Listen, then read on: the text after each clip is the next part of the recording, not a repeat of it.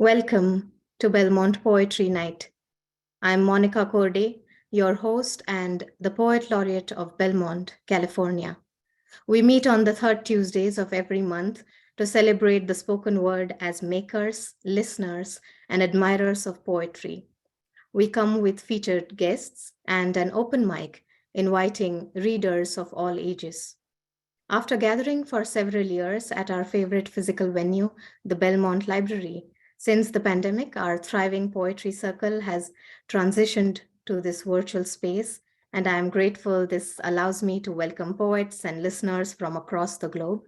I'm always filled with joy to see all the familiar faces connecting from the Bay Area and from my home in India and beyond.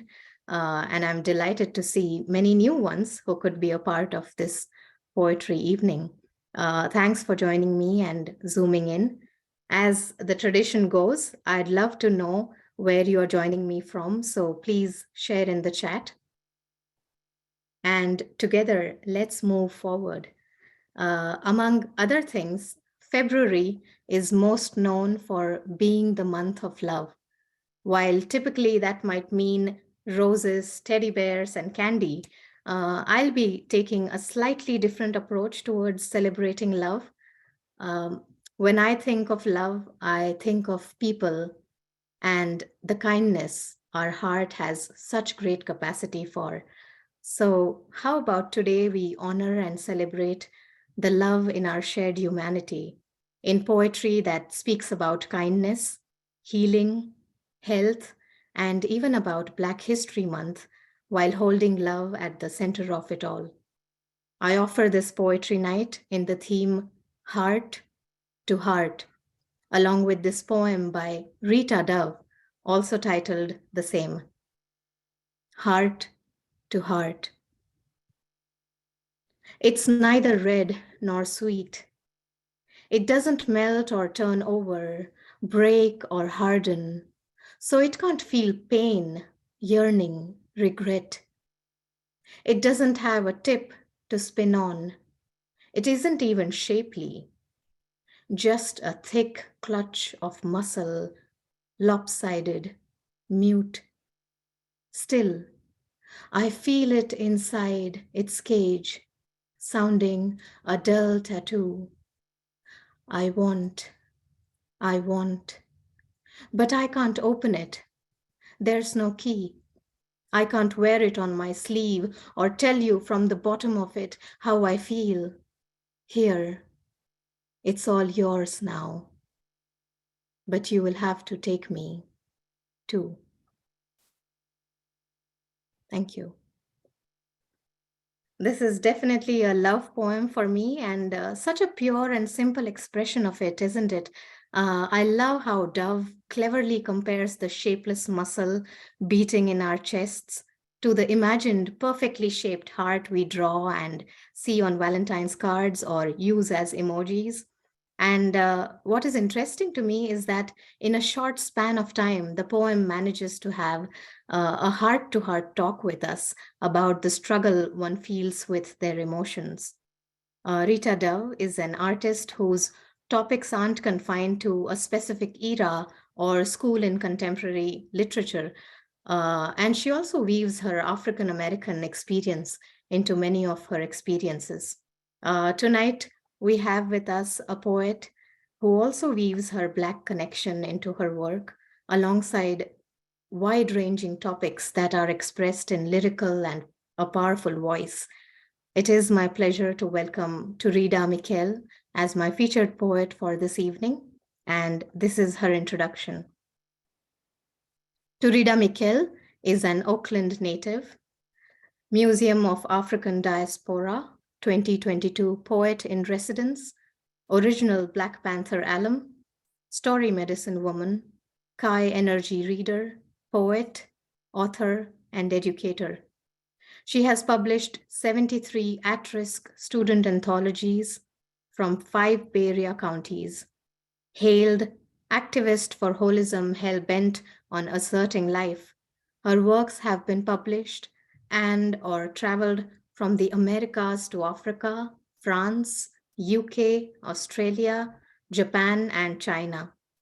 Her book, Synchronicity, The Oracle of Sun Medicine, was nominated for the California Book Award, and she was commissioned to co-produce and curate East Side Art Alliance's Patrice Lumumba anthology, both published by Nomadic Press. Welcome, Tureeda. It is such an honor to have you.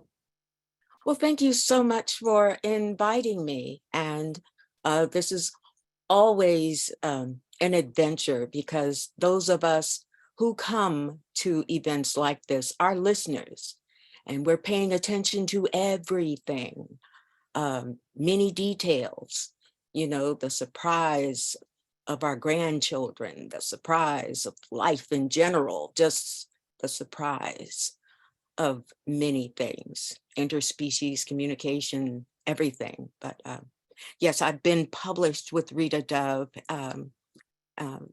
I think that was at Emory University. We did this collective 800-page tome, but it's amazing, truly amazing. But thank you so much, Monica, for inviting me here. And I'll just get started. In the bee, breathe. Bee gin sing, black balloon boom, bebop, ear, eye drop, dream. Translucent wings, reverent, effervescent feathers, favor raven magic. Tether star shine, clothed in glitter, dark red, yellow, green, purple, gold mine. Dance a spiral, round, root, tally ground, wire, imbue, remember, light seed deed. Drum, heart, lung, tongue, stars. Rhythm sung long time gone. Revolutions, evolution, you and I verse, plans, planets, seat. Rock steady beat, arms, legs, feet, wave, weave in heat.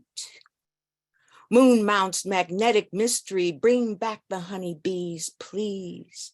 And swing low, my sweet chariot. Let us ride from the other side. Heaven's sunflower has thrown us in this throne of hallelujah, parallel strings, springing up children's prophets, circulating circuitries, generating generations of yin-yang prophecy, radical, radiating. Isheoluwa kule bacho. The word nomo will not be destroyed in the bee ginseng. G-force, spiraling, cannot gainsay nor resist the gravity of this matter.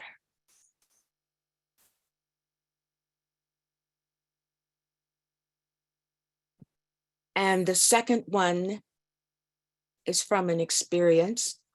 It's called the spelling bee. We attend the spelling bee. The 12-year-old white male child stood before the proctor, waiting his spell assignment. Stern, stone-faced, blonde, elder female begins. The four monitors eye one another, then nod. Bell rings. Proctor says, spell negus. Negus? Child repeats, yes, negus. Negus, he wonders. Thin rails form between his pale blue eyes as young ears begin to redden, implicating the word negus. He softly repeats it to himself, barely audible, eyes jaunting right to left, ashamed of what he's thinking. The proctor asks, can you say it loudly for us, please? He frowns, pushing condemned uncertainty from his mouth. Negus? Dropping his head slowly, raising it, he stutters. Can you use it in a sentence, please? Negus, an Ethiopian king, a sovereign, a self-governing person of Ethiopia. Negus, the child repeats. Negus, repeats the proctor. Child then spells Negus. Correct, says the proctor.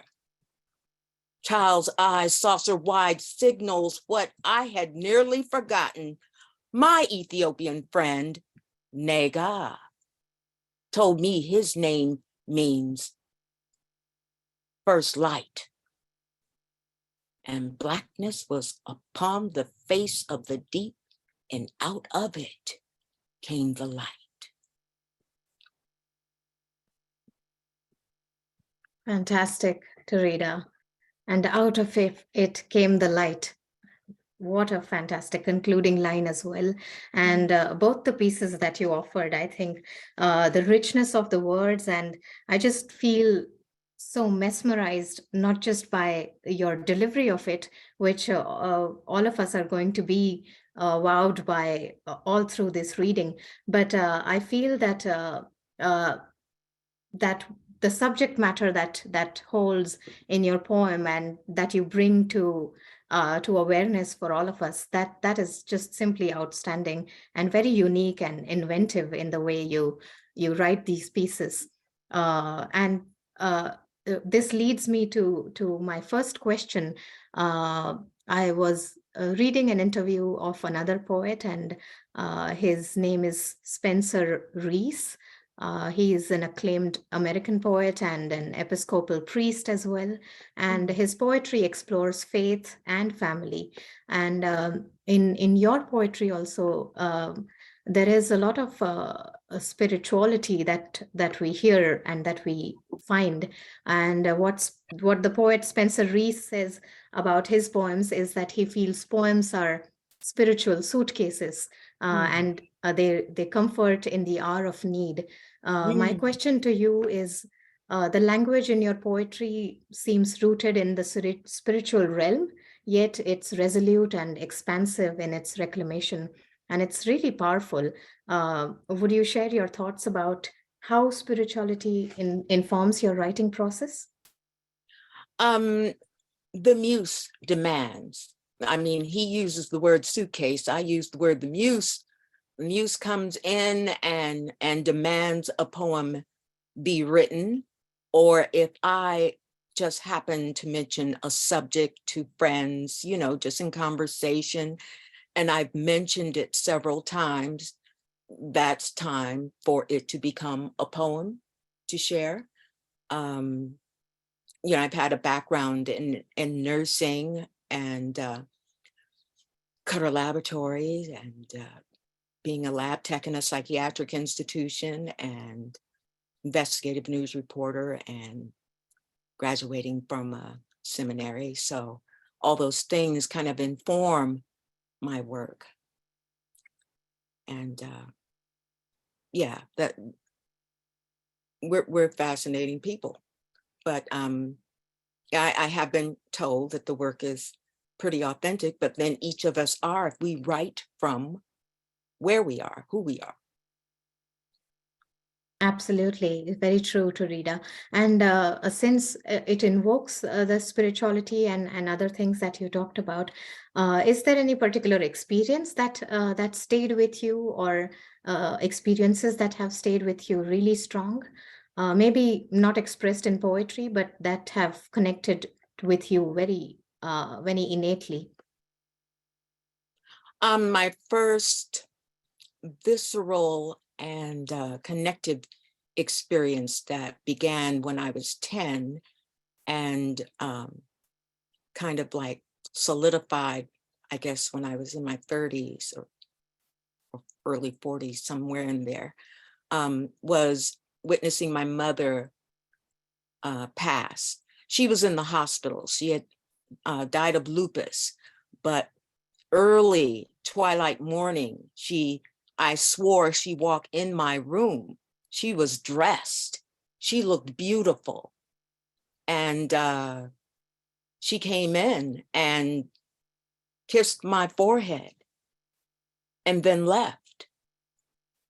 And I thought, now I can really get some sleep. I'm going to get up, later, which is what I did. And she was not home. My cousin was crying, who was taking care of us. But I didn't understand. She was always crying. She was a teenager, she was, anyway. Yeah. So I had learned later when the ministers came and said, your mother has gone home, and I paid no attention to that verb variable, and they meant that she had gone home to heaven.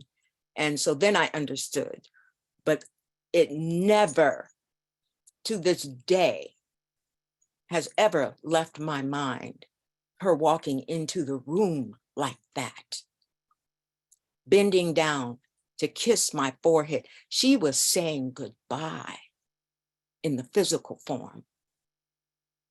But because we had those connections of talking about how the spiritual and physical are connected, my parents were rooted in that. Many parents of that time were, and many can be today, but there's been a separation because of the language, because of the religions, because of all these things that we've been separated. But I learned later that the time that I looked at the clock as a child was on my mother's death certificate. Yeah, the thing you said, Tureeda, about the spiritual and the physical connecting so strongly, I think that is reflected very strongly in your pieces as well. That strong physical and spiritual connection when you perform the piece, and we'd love to hear more. So please go ahead with the next ones you'd like to offer. Okay, this is called Language and False Assumptions. And this is just part one of it. America says I'm an African, Native American woman. English is my first language, but apparently not my only language. Given a past life reading by Chinese elder in the late 70s, she said I had done all there was to do as a mystic in China.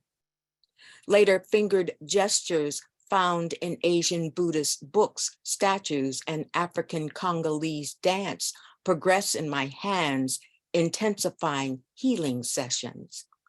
Later, a client advises me to meet her Qigong master from China because the movements she witnesses from me are similar to hers.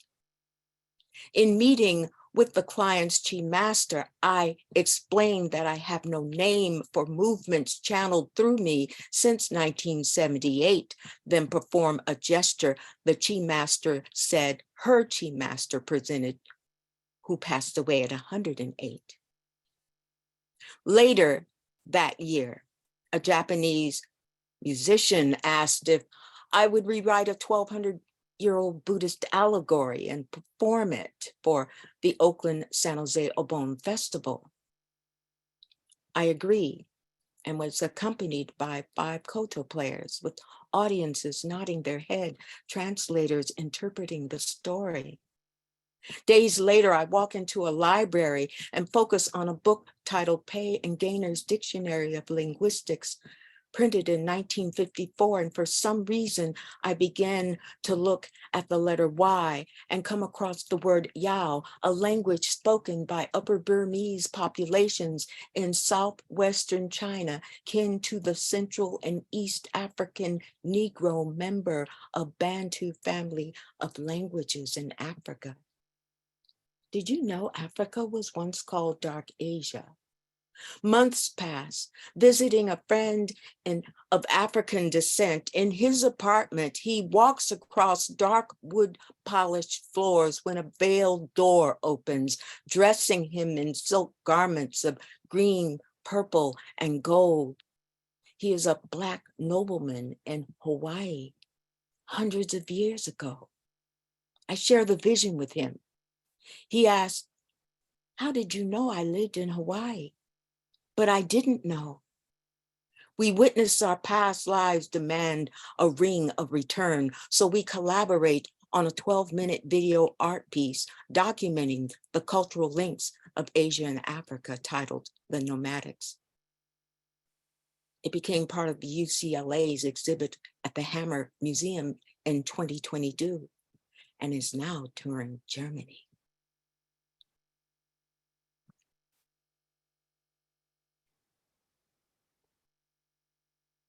That was superbly penned, Tureeda, and such outstanding delivery of it as well. Thank you for sharing that piece. You're welcome. Yeah. Would you like to share another piece, or would you like to take another question first? I set it up according to your question, so Perfect. sure, you had a question, and I'll try to be very brief. Absolutely. Yes, I do have a question.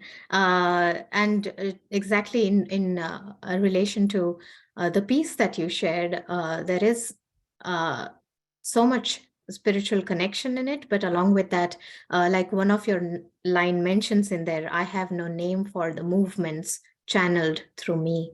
And by movements, it reminds me of all the things that you are besides being a poet. And how poetry and stories can act as powerful catalysts for healing experiences. As a story medicine woman, as a Kaigong healer and poet, how do you use poetry and storytelling as therapy to help people? And please also share about your health literacy project, Tree of Life Foundation. Well, I've been writing poetry since, wow, I think I started around 10 or 11, not long after my mother passed, but there was, and my father was always there. It wiped him out. But a lot of things, many things addressed my physical, emotional, spiritual self due to that breaking of mothering, and being the eldest of two younger siblings. And, you know, the weight, there was just many things. So I just got into nursing, checking out what's happening with the body. Why do these things happen? I couldn't go into, it's just way too much for me to squash into a period of time and read poems, but yes, a lot happened. But with the youth, teaching poetry, getting them to express and articulate where they are, who they are, and share it. And I've been doing that since '89. And that was like after I left the Exploratorium, being an explainer. I was an explainer there. That was fascinating. You'll hear about that. But anyway, yes, I was just very much involved and am very much involved with the students, what they have to say, getting them to articulate things, and having teachers and principals be aware that children are not stupid.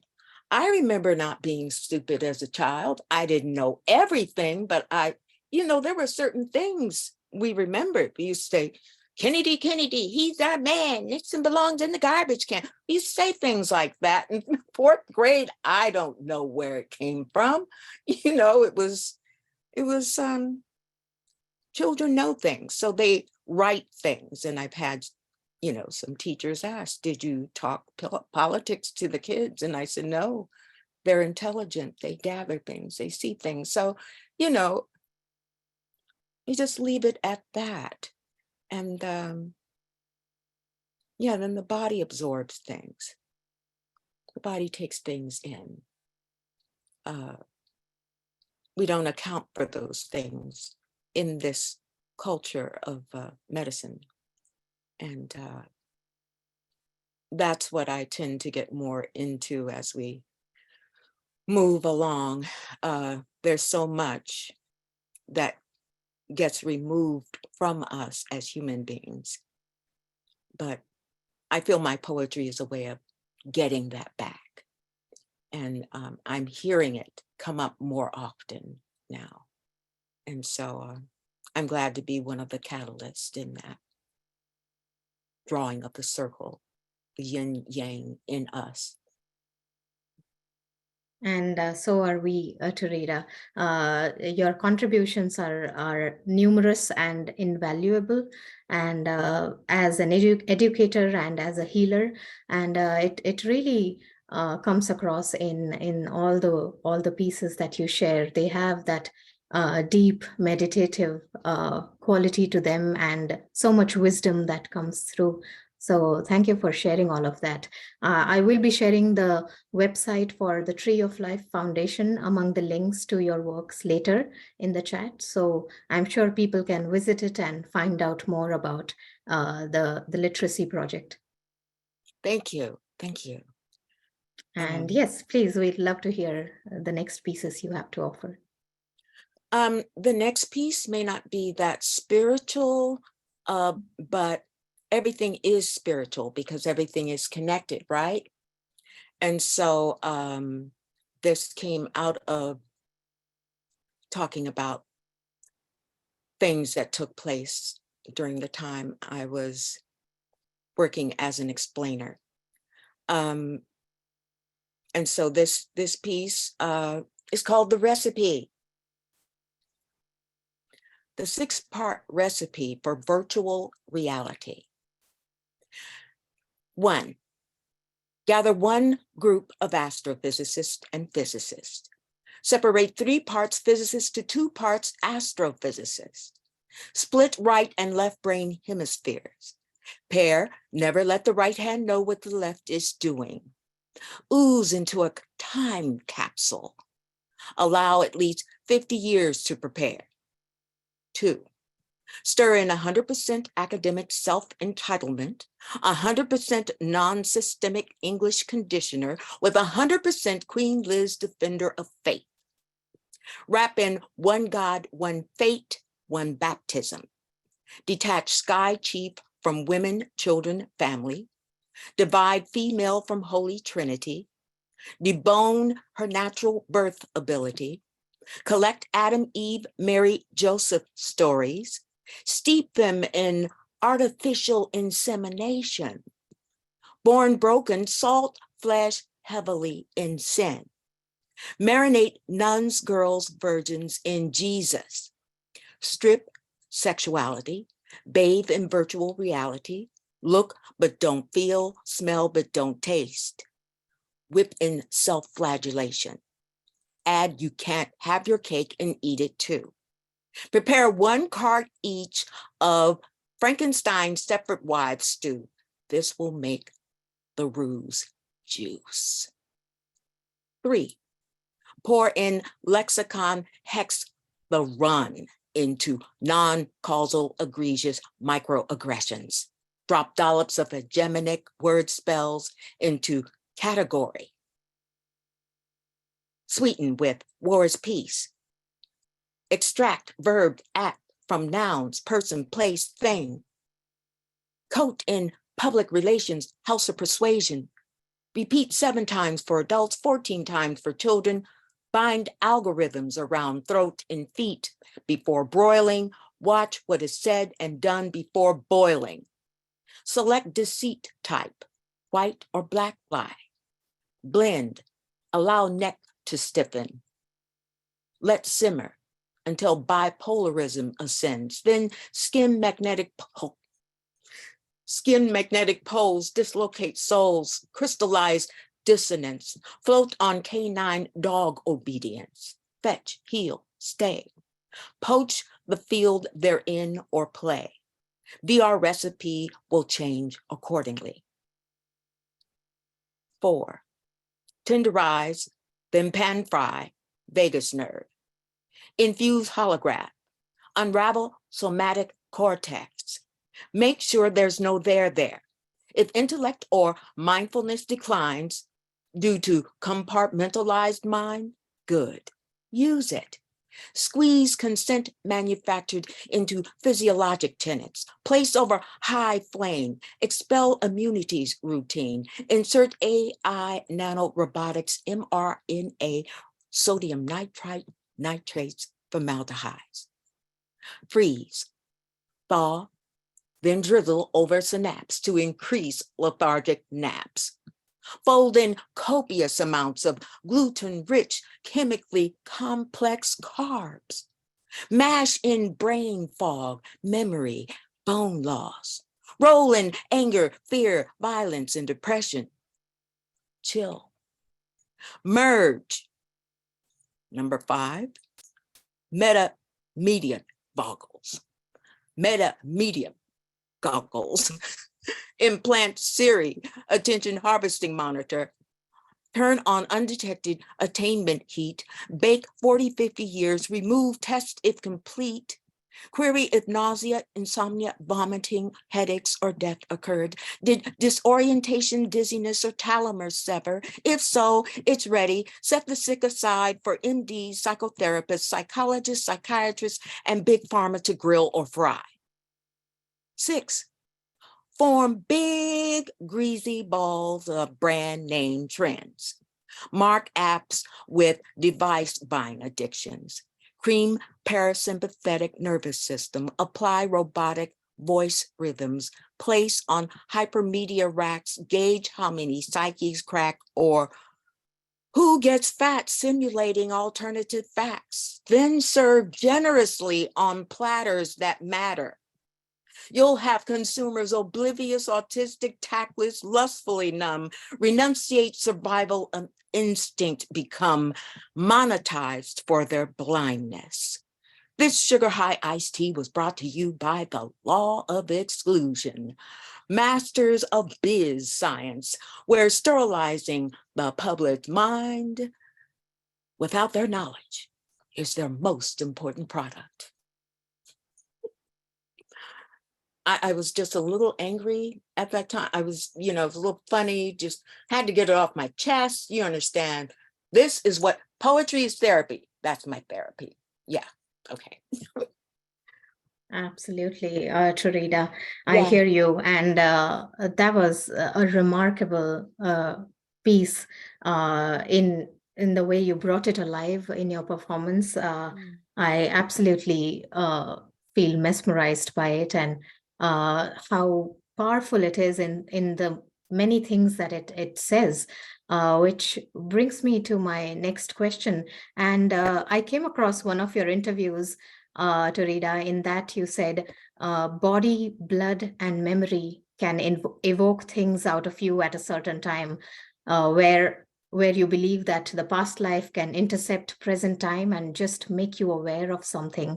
And in context to this, you've also talked about how everything is connected. My question is, paying attention to detail, living in response to the life around, the many ways in which the universe speaks to you, through bird, the bees, the sun, the sky. Your poetry is almost like a translation of one world into the other. How do you understand this relationship and bring it into your writing? I bring it in through experience. That's the best way. I think we write from what we know. We write from our experience, and that's what I've learned to do. That's all I know. So, I've always had a relationship with birds, and sitting looking at the sun. I've heard several poets write their rendition about the sun and their response to the sun. So it's all about what you're experiencing. It's about your authentic self. That's all I know.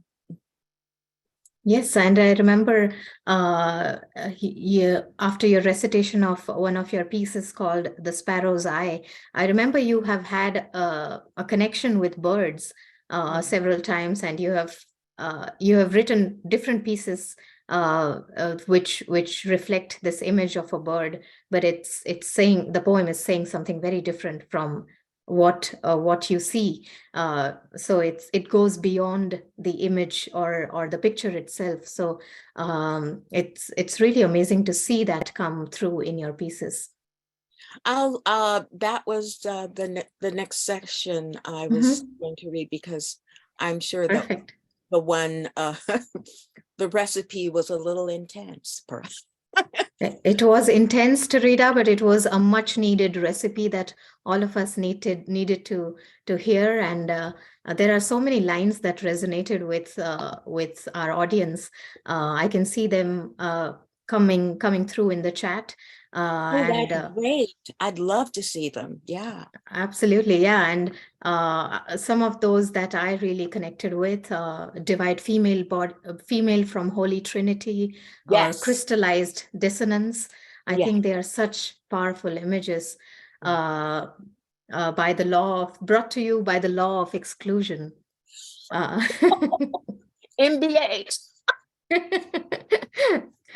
So we are truly just in awe of the work that you're doing here, Tureeda, and that was a really amazing satirical piece that you've written, and especially juxtaposed with such a great choice of words, as well as the images, which are just in very sharp contrast to each other. It was great listening to that. So yeah, let's go ahead with the next one that you have to offer. Okay, and this is called Sparrow's Eye. It's also on UC Berkeley's website. I recite it there under digital papers, teacher consultants. And so if anyone is interested, I think I put a few of them in, but I don't know if I put that one in the chat. But here goes Sparrow's Eye. And this took place at Jack London Square in Oakland. One sunny Sunday afternoon, ascending stairs at Jack London Square, on the courtyard partially barred, I sit at its pinnacle. By bay this day of heat, my senses drink greedily. Vault of heaven, bright blue, swaddles family hues, women, men, children, babies, eyes, laugh, talk, pleasing, folk walking easy, winds blowing breezy. I lift my head toward skies when suddenly sparrow graces my horizon, lands right in front of me, delivers another kind of peace. I feel silent, serene, when all at once its feathers flutter. My spine tingles. I shudder. Like mirrors, we look directly into one another and cock our heads to the same side. A moment of unity confides. We share and stare. Then sparrow flies and flies with a piece of my light and sparrows in me. 3 days later, near my lap's end, another sparrow descends. So quick, so near, without fear, it was as if sparrow demanded I stop. So I did, as it hopped from my right to my left and looked up at me. Must be a kindred spirit, I think. Amazed, I look down at this little miracle on the ground and sense a heaviness release. I feel lighter, a bit more free. Then sparrow flies and flies with a piece of my light and sparrows in me. Now, the next day, baby, the next day, more happens than I wish to say, but Sparrow's theme continued to play. Thursday night, open mic at Inner City's blues joint. I sat listening to poetry and prose. As spoken word neared its close, a woman asked Inner City if she could sing. So she sang this very old song. I sing because I'm happy. I sing because I'm free. Well, his eyes are on the sparrow. But I do know sparrows have been watching me. Thank you. Oh, what a piece that. Definitely one of my favorites to read. And our conversation is in the theme of heart to heart tonight. So I shall go right ahead and put a heart reaction on my screen. If everybody could do that, I'd love to see hearts on your screens as well. So a show of hearts for Tureeda there, and for all the sparrows that bring such joy and light and wisdom. Thank you, Tureeda. It is certainly a piece that invokes so much spirituality, meditativeness, and also I think the honesty with which it shares the world around us. I think that makes us realize what you have been saying time and again, that everything is connected. And I I feel that the next question that I have leading to it is all the amazing work that you've been doing. You have been a gem in the crown of Oakland's culture, community, and history. And I read that in the 1970s, you contributed your nursing skills to the Black Panther Party when you worked for one of their clinics in West Oakland. And you've also spent some time as a journalist, which you talked about, and have always been connected to community in more ways than one. Can you speak about the role of community in your writing practice, in particular your involvement in the Black Panther Party and how that has affected your work as an artist and an activist?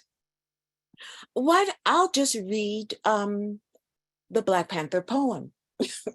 That is perfect, even better. Yes, exactly. Even better. Yes. And it's, it's a prose piece, so it tells a story poetically. Life, light, remembered. We are soldiers on the battlefield with life light in our eyes, said Sister Sonia. 1994, 23 years after volunteering at the George Jackson Free Health Clinic. The Tribune calls, asks, how many guns did you have at the Black Panther Clinic? How many guns? Not how many services were provided, not how many programs were implemented, not how many doctors or healthcare workers volunteered, not even why we cared to put into practice such a program with so many hospitals in our community. No, didn't ask any of that. Wanted to know how many guns we had. Not what illnesses or diseases most affected our communities, or how often we screamed for diabetes, sickle cell, or checked for high blood pressure, if at all, or what may have been my specialty at the time. I would have told them about certain grains to regain genetic memory, but they were more interested in how many guns we had. Not who ran the clinic, or what hours or days of the week we were open, or who was our hero or shero to set about such a task that sustains our health needs today. No, the reporter didn't ask any of that. They wanted to know how many guns we had. Black men and women, late teens, 20-somethings, volunteered to become doctors, nurses, pharmacists, therapists, completed homework between seeing patients.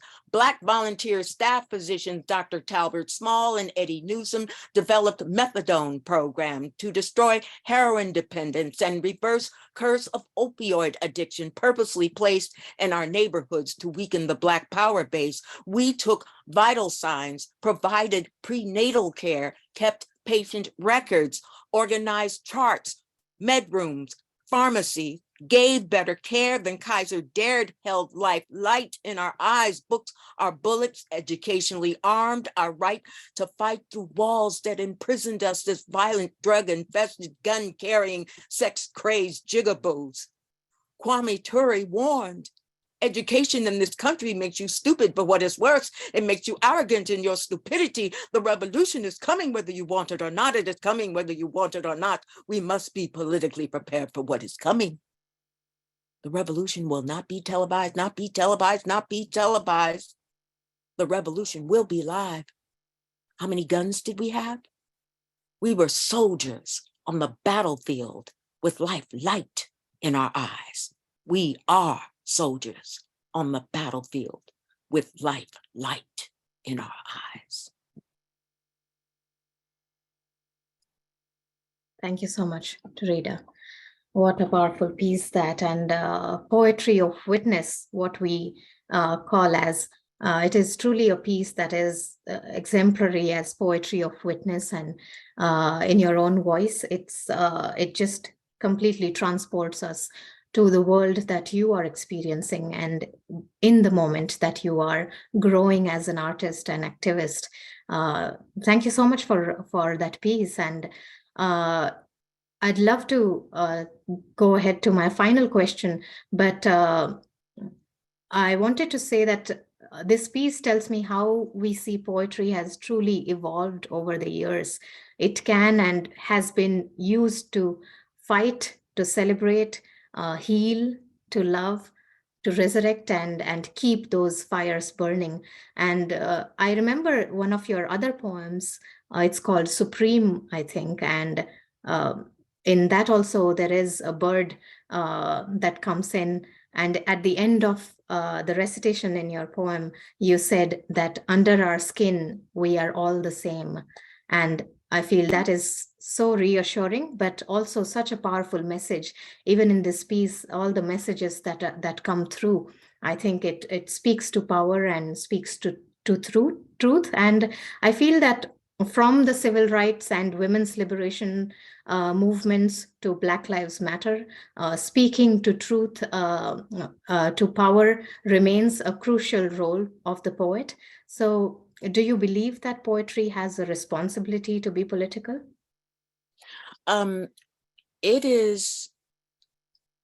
It can, and it is. I mean, you can't, for me, it's hard to separate because there are times if I read poems, I can see the political, I can, the bird poem may be political. I mean, because, are you supposed to be paying attention to birds that closely here? I don't know.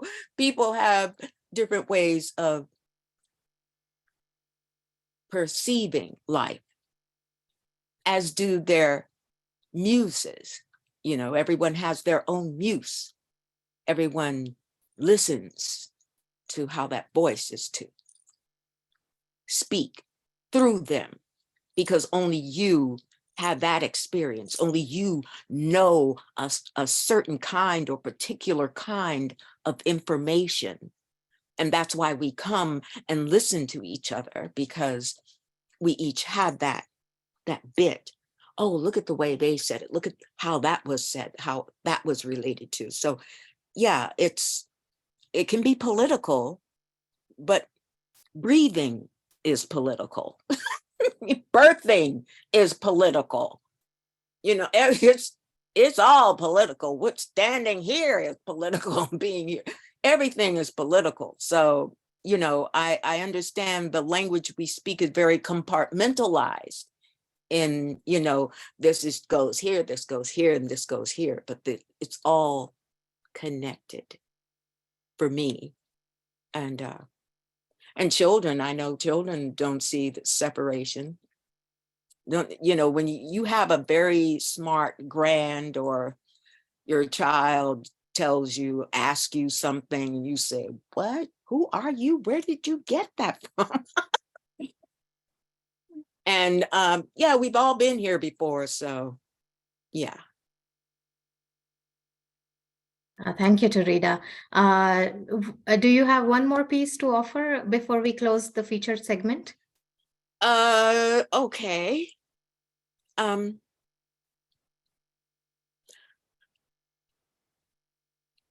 Let's see. This one, okay. Holy Ghost. where heaven's bank on earth shorelines mothers, where tides rise and break by sun, moon, and stars, and children come forth as birthed ships, prophets of immortalities. I said children come forth as birthed ships, prophets of immortalities. Cells, trillions, singing throughout millenniums, holding tones, laws, genes, beings, waiting to astroblast into starlike generations. Generations germinating genies and genies of life-light blood, living waters, captured and held by wells of human cells and held prisoner of infinite talents, faiths, wisdoms, and prophets. Ooh, Holy Ghost mystery spooks us all like a ghost, but our organs cling to that origin. Plays keys, fulfills wishes, breathed on banks and prophets, the prophets of the Holy Ghost, prophets, the prophets of the Holy Ghost, and prophets, the prophets of the Holy Ghost.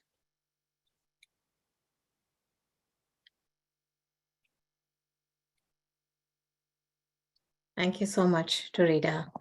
That was absolutely brilliant and mesmerizing. I keep saying that, but it was breathtaking to hear you read tonight. And I think your work in poetry as an empath is deeply inspiring.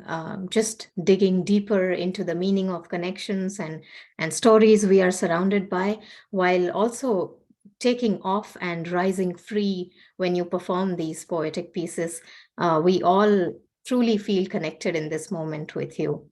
And I'd like to open the floor up briefly for questions or comments from the audience before we close the segment. So if anyone would like to interact with Tureeda, please go right ahead and unmute yourselves.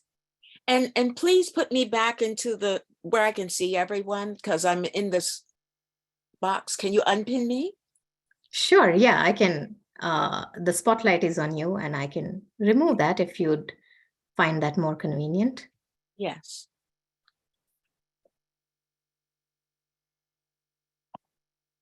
Oh. Well, since I'm got something to say, all I can say is I am so gobsmacked, I don't know what to say. That was just such an incredible reading. I'm blown away and feel daunted to be following any number of people behind you, which I am. So, but thank you so much. That was absolutely wonderful. Well, thank you. Thank you for coming and listening. Tureeda, I have to ditto Paul. I am without words. That recipe poem was just the beginning of the banquet that you gave us. It was a feast. I just didn't want to end. It was without words. That's all I have to say. I'm impressed. Thank you. Thank you, Lorena. Thank you. I had a question for you, Tureeda. Yes, Robert. I'm curious to know if you've always been so dynamic in the way you perform your words. Reading your words is a treasure for the reader, but hearing you perform, and I first heard you perform 4 years ago at what was then called Alley Cats, and became a fan immediately. Wow. But hearing you perform just really takes it to another level. So I'm just curious if you developed that style over the years, or did that always come natural to you? I didn't go through, because I know people go through theatrics, or, it wasn't a thing for me to produce. It just comes out of the feeling of the poem. So I respond to the poem's words that have been given, and I do that. That's all I know. Thank you. Hi, Tureeda. This is Reena. I had a question for you. First of all, thank you for your beautiful reading. Oh, thank you. Yeah, the words and of course the recitation was just superb and so enjoyable, and the feelings that it evoked are just so many and so layered. I had a question for you about your process and how the poems arrive. Is it words? And I know it's hard sometimes because a lot of things happen at the same time when a poem arrives. But in your case, I want to understand, is it words that set you off, or a picture, or is it a feeling? What are some of the ways in which a poem arrives, and how sort of long is that gestation before you get it down? Oh, wow. They, you know, someone said, another poet, we were talking, and it's like, sometimes the muse can be very aggressive. Like, I wrote this one piece, it woke me up at 1:30 in the morning. So, of course, I didn't read that tonight, but it's like, I was tired. It was a long day, and, demanded to be heard. They come like that. The poems come, either the words will come, or, you're with a family member, a friend or something, they come. It's just, it will light up. It'll light up, and it will beg your attention. And, and if they're like, some of my muses, I haven't determined how many I have, but if they're like them, they'll write it down, do it now.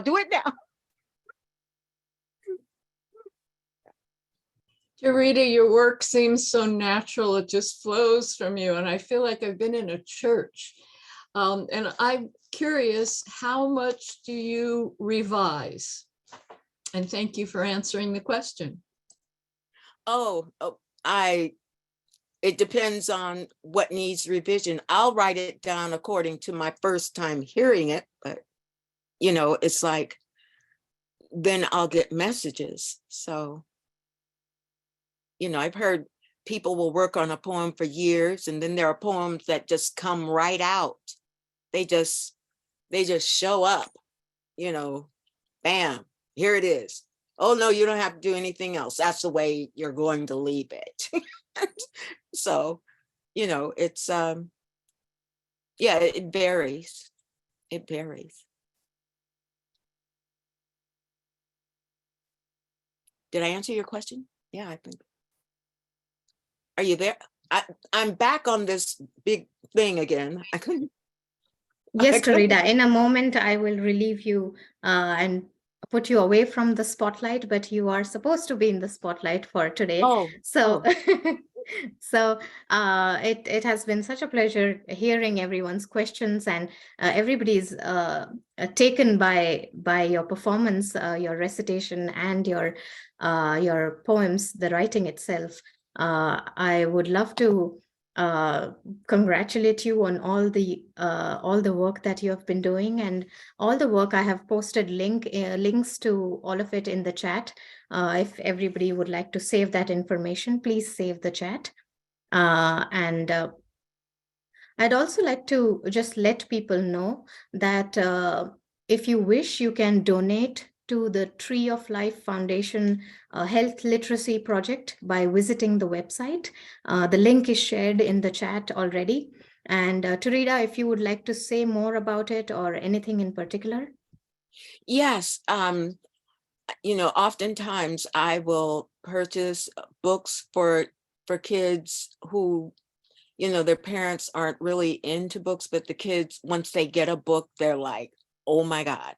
And so I've done that, done assemblies where people may not have the funds, and everything takes time and money. And I've been, just taking things out of pocket, but this can't continue. It doesn't. And I know much is reciprocated from the youth through donations, and I receive donations, and I appreciate these donations. And I do live frugally, and I don't mind that because, oh my God, people say, well, aren't you, just don't you feel some kind of, you don't watch television, you don't do, no, because gosh, there's so much going on with the word, and with all of you, we go to poetry readings and we listen.